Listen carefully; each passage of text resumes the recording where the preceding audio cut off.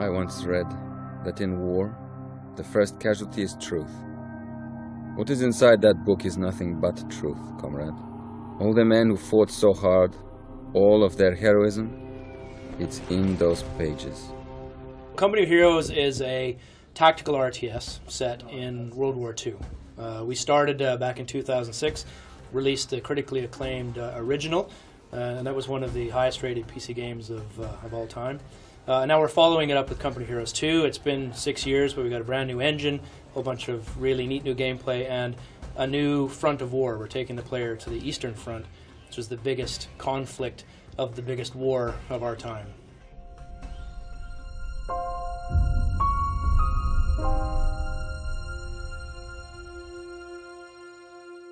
We took a look back at the original game of Company of Heroes, and that covers Normandy. We go into Holland with the sort of Arnhem Bridge campaign. And we had dealt with about 4 months out of the 6 years of the war. We're missing the biggest part of the war, and we needed to go tell that story. It is one of the most brutal and most epic parts of the war. It was cold, it was forbidding, it was brutal. I mean, we have somewhere around 30 million deaths. Maybe one of every 2 deaths in World War II were experienced on the Eastern Front.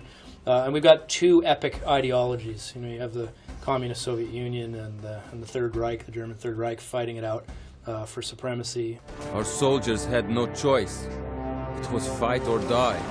The only way we're going to survive this day is to advance.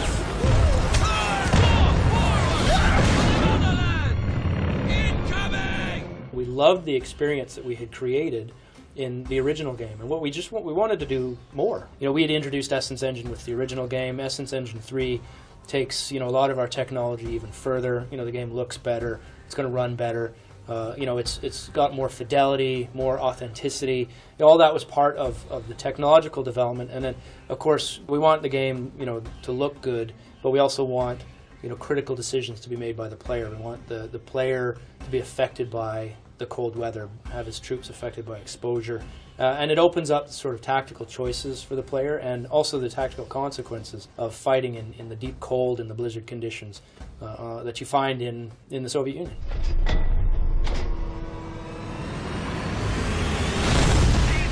Players are going to expect the big key weapons. They're going to see T-34s. We've introduced the KV-1 and the Katyusha rocket launcher. They're going to see a lot of the German favorites as well, Tigers and Panthers and those kinds of things. And we've got a lot more units in this game than we had in the original. So, we'll be talking more about some of those. There's some really neat ones we're going to introduce over time. But we love history. We're sort of students of history, and our fans are really interested in the historical aspect of the game. We want to try and give them all the units that are they've seen in the documentaries.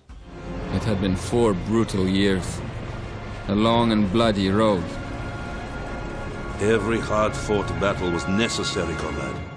What sets Company of Heroes apart from other RTSs is the sort of the tactical focus and also the presentation. We put a lot of effort into our sort of attention to detail. And that's driven by our desire to sort of show authenticity. And when we talk about authenticity, it's not nuts and bolts. It's not making sure everything is absolutely perfect. It's about the tone of the experience. It's about letting the players kind of get a little bit of a feel for the chaotic nature, the sort of brutality of warfare, and the cause and effect that they're dealing with based on the choices they make in the game. That's kind of what we talk about, sort of authenticity. So you get that attention to detail, the sort of the authenticity, and then the presentational layer, graphics, and the sound that all add into this really amazing gameplay experience.